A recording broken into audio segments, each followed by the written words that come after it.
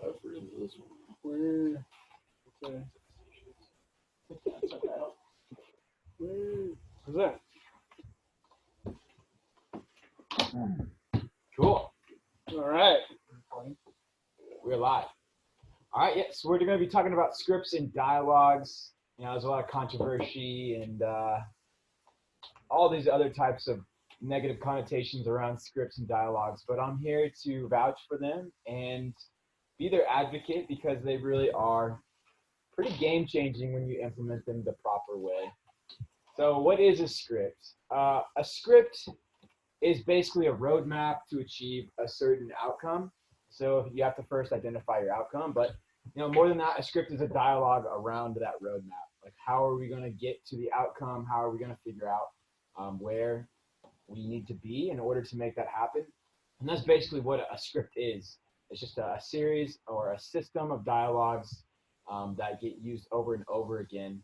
And scripts, the best ones, they kind of develop themselves after you have a transaction, in this case, real estate, or in any type of realm, like a script will develop itself. Like in software engineering, they call it scripts. Like you run a script to fulfill whatever the machine's purpose is, and that's kind of what a script is. It's just a system to go about an outcome.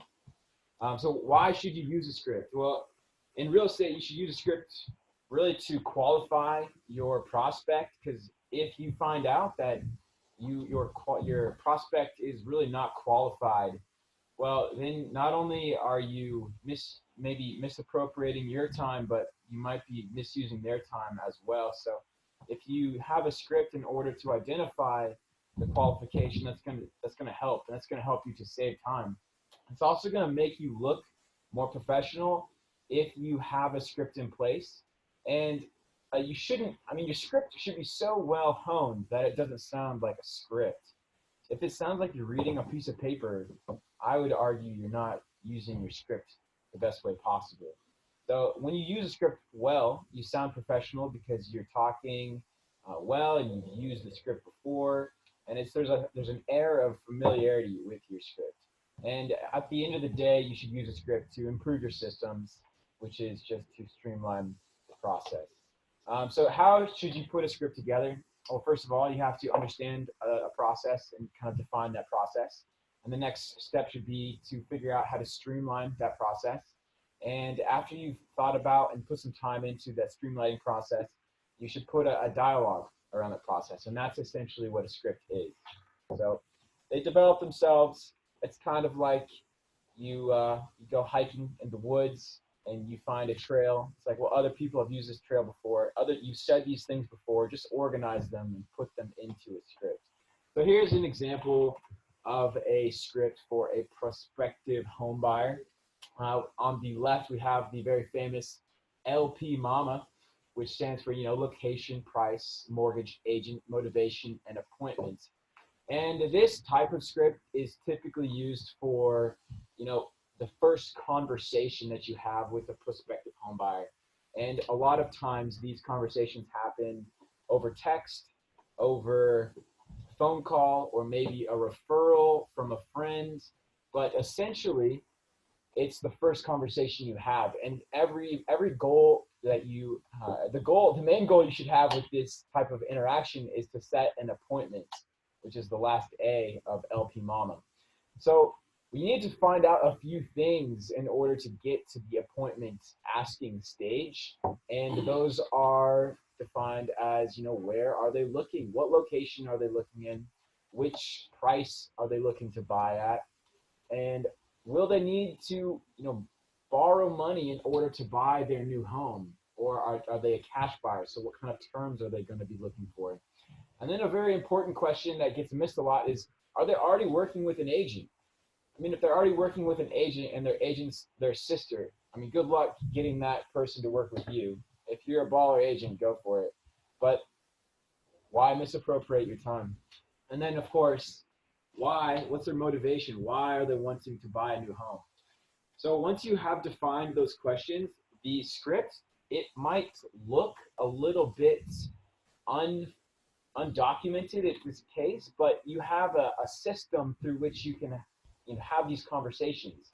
And after you've asked someone, hey, where are you looking? And oh, right on, what are you kind of looking to spend per month to give you an idea of what their overall price for the house might look like? And are you going to need a mortgage? Do you have cash to buy the home with? What does that look like for you? Hey, are you working with an agent already, or how are you looking at homes right now? And oh, right on. Why are you looking to buy a house?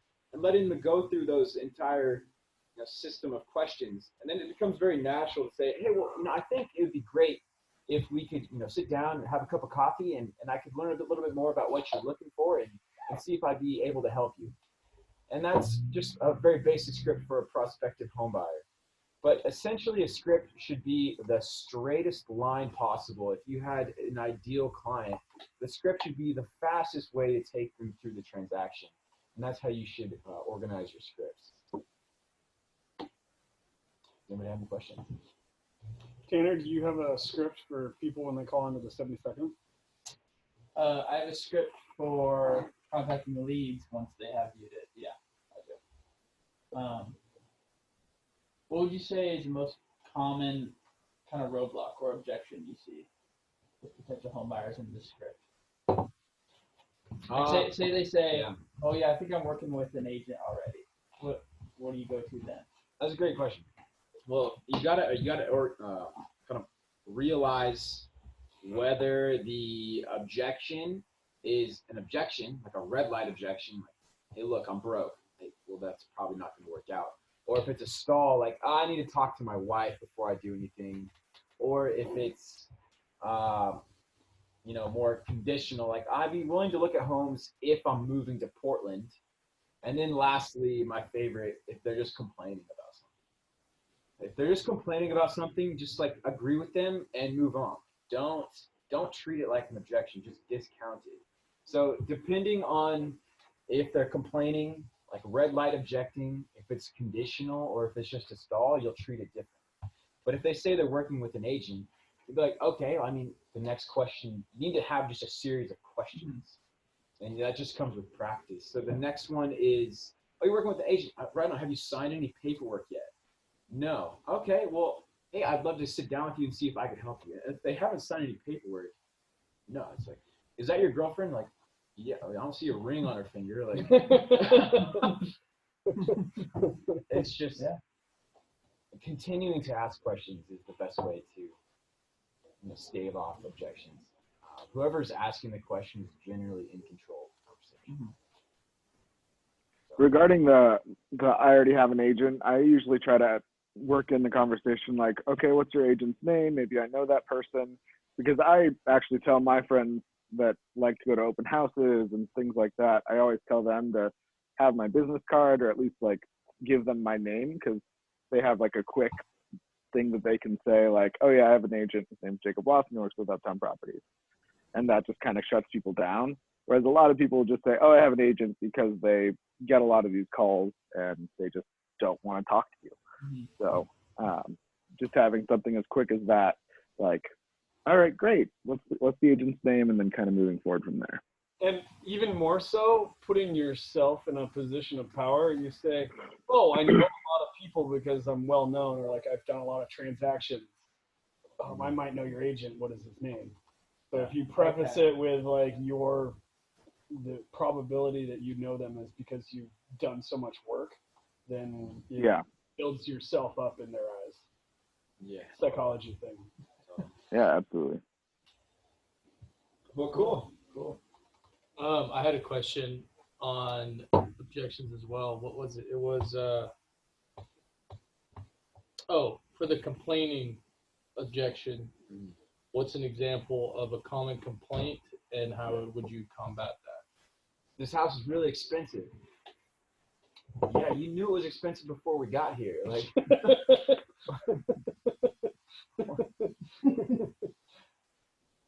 that's all right. Do you like it? Just you know it's expensive. Or you're right. Yeah, like, people just like to complain a bit. And they just want to feel heard, I think, at the end of the day. It's practicing empathy.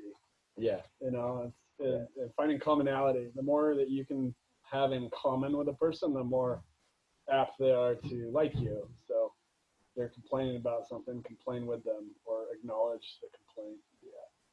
Yeah, that's a great point. You can always relate a situation that you've gone through that's similar.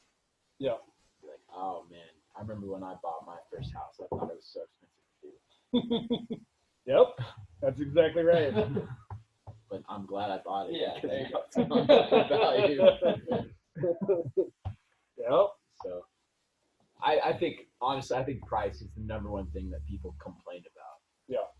Unless it's truly out of their price range.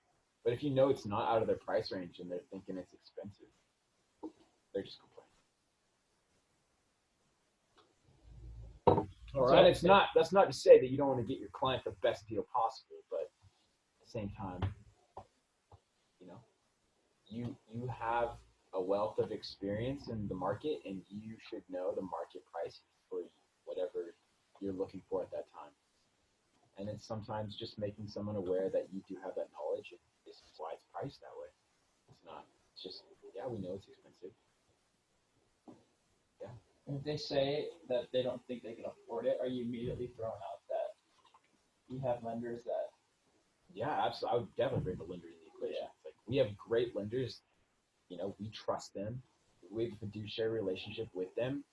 Let's just see what the lender says. They're not going to write a loan on something that they don't think you can afford. Let's see what they think. Yeah, we're past those days. 2008, 2009, they'd write loans to anyone, no stated income, anything like that. Laws have gotten so strict now, like if you qualify for a loan, they'll only let you qualify for what you actually can do. Yeah. It's so easy now, they don't even let you think about it. No, that's a good question. So, cool. Nice. Good work. I like the slides. Very basic. Straight to it. If I was a betting man, I'd say you put